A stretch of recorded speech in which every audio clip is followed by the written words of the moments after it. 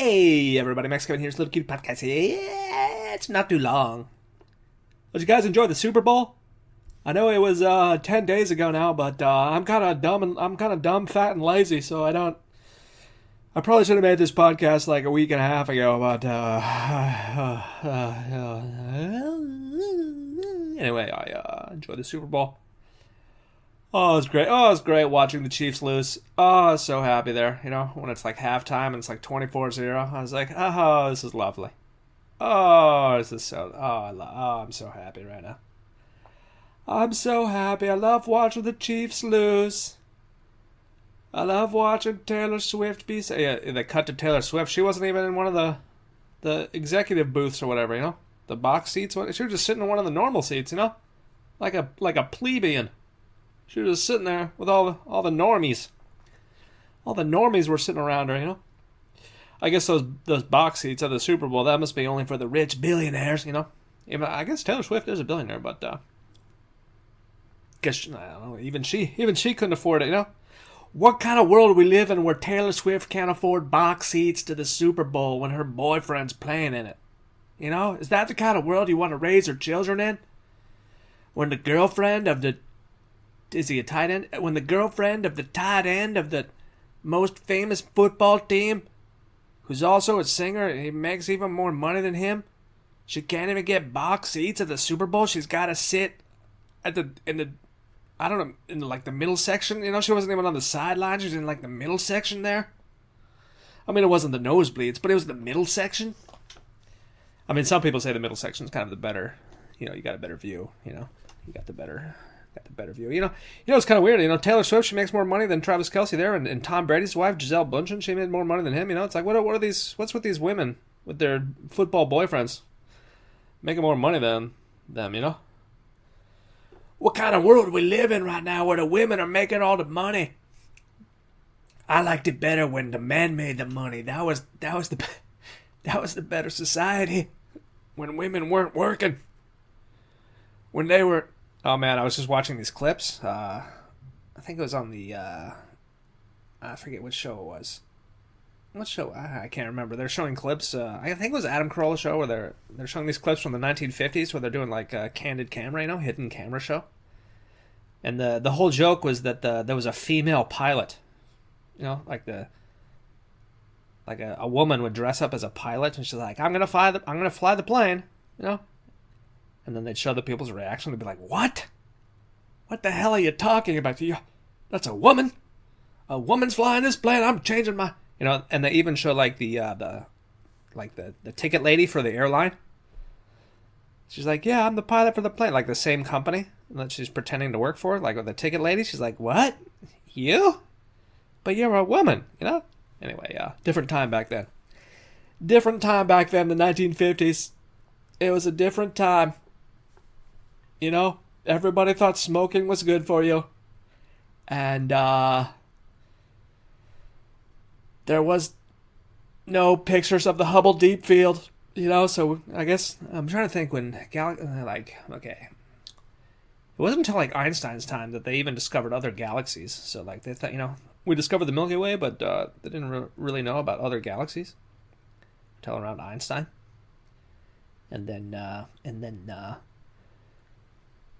oh, I don't even know what I'm blathering about.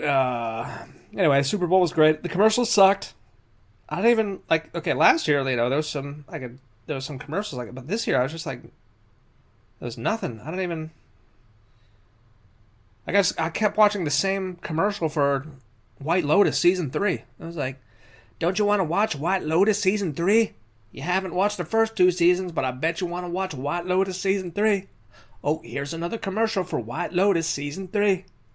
Look, it's got that guy. What's his name? Actually, I kind of like him. What's his name? I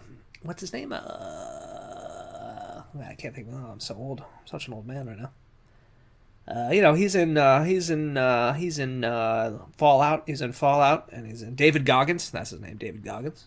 Is it David Goggins? Anyway, he's in Fallout. He's in a lot of shows with that other comedian dude.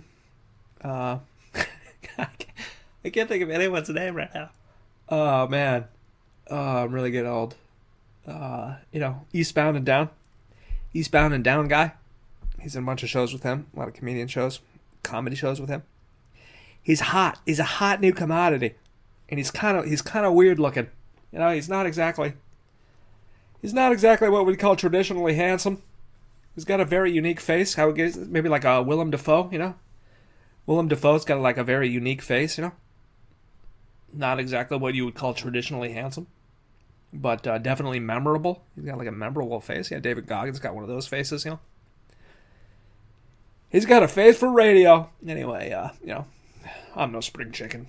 Look at me talking. Anyway, I think the only commercial that I actually thought was like entertaining and clever was the one with Seal, where Seal was singing, and he was a seal.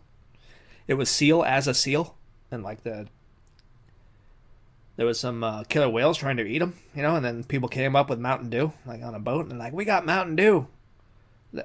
Killer whales, you don't have to eat seals, just drink Mountain Dew. It's what plants crave, But I didn't even, okay, there was, Shane Gillis, famous comedian Shane Gillis, who's become super famous the last 5 years for getting kicked off Saturday Night Live for saying something racist on a podcast or something that he never thought anyone would listen to because he wasn't famous and no one was listening to it. Kind of like my podcast, I'm kind of like the Shane Gillis before he got famous, Except I don't think I say anything that racist really, but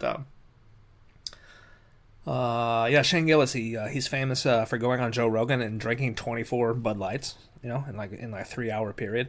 He'll just drink like 87 Bud Lights. And he's always been like, yeah, Bud Light, I want to do a commercial, but Bud Light, let's do it. I drink 87 Bud Lights in 3 hours. And he finally did it, man. He got his Bud Light commercial in the Super Bowl. Man, he's living the dream there, Got to do a Bud Light commercial there. Comedians are coming up. We're coming up in the world. We're doing Bud Light commercials in the Super Bowl. All you got to do is drink 473,000 Bud Lights on Joe Rogan in a 3-hour period, and Bud Light will make a commercial with you. That commercial wasn't even that good, really. I was just like watching. I was like, oh, hey, I know him. Hey, that's Shane Gillis. He's a comedian. I'm a comedian. He's a comedian. It's like we're the same person, except he has much more money than me and many more fans, and probably better comedian overall. But besides that, we're almost exactly the same. Anyway,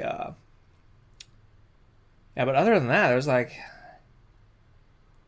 I guess, there was a Pringles commercial with like the mustaches. But I feel like every year there's like, there's like beer and chips commercials. I didn't even really see like that many. I saw the Bud Light commercial, but that was it. I guess a couple other ones. I'm trying to think. Yeah, there was one like on a beach. I think it was for Michelob. I don't know. Not very memorable though. I did like the Dunkin' Donuts there. They did another one with Ben Affleck. No J-Lo this time because they got divorced. Oopsies. I guess Dunkin' Donuts probably happy about that, because J-Lo's probably she's probably an expensive get. It's a lot less money they have to pay this year. Now that they're divorced. And it was kind of funny too that the Ben Affleck commercial, they talk about how Matt Damon's not there, and then Matt Damon was in a commercial, and they're like, "Where's Ben Affleck?" So they're both doing commercials without each other, and be like, "Where are you? I miss you. You're my best friend. Remember when we wrote Good Will Hunting together? That's the movie that made us famous." Anyway, then of course, I don't know if you guys knew this, but apparently Tom Brady and Snoop Dogg hate each other. I don't know if you guys. I thought they were friends. I thought all rich people were friends, but apparently they hate each other. Like Tom Brady hates Snoop Dogg for like looking different than him, I guess. But I guess most people look different. They're not really as beautiful as Tom Brady with his beautiful hair and beautiful jaw, beautiful eyes and beautiful cheekbones. I guess if I was that beautiful, I'd probably hate everybody. I kind of already hate ugly people to begin with, And Snoop Dogg's not exactly he's kind of like up there with David Goggins. No, Walton Goggins, that's his name. David Goggins, that's a different guy. That's the guy. That's the fat guy that became a Navy SEAL. Walton Goggins, that's the actor. I just remembered. Anyway. I'm just now realizing that there's two famous people with the last name Goggins.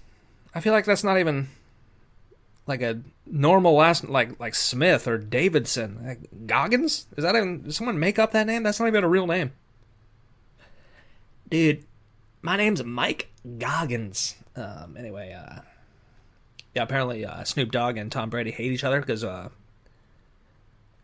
different, I guess they were telling them their different reasons, And I think the best part about the commercial, when it shows the funding, they had to disclose who paid for it, and it was like the Israeli Jewish Fund for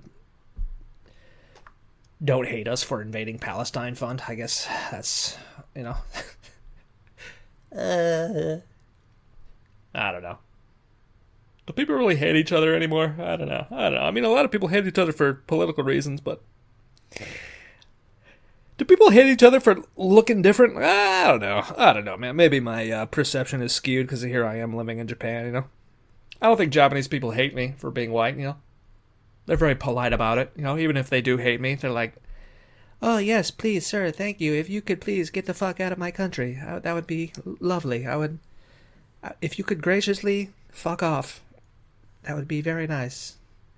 And don't touch our women or my daughter. Please.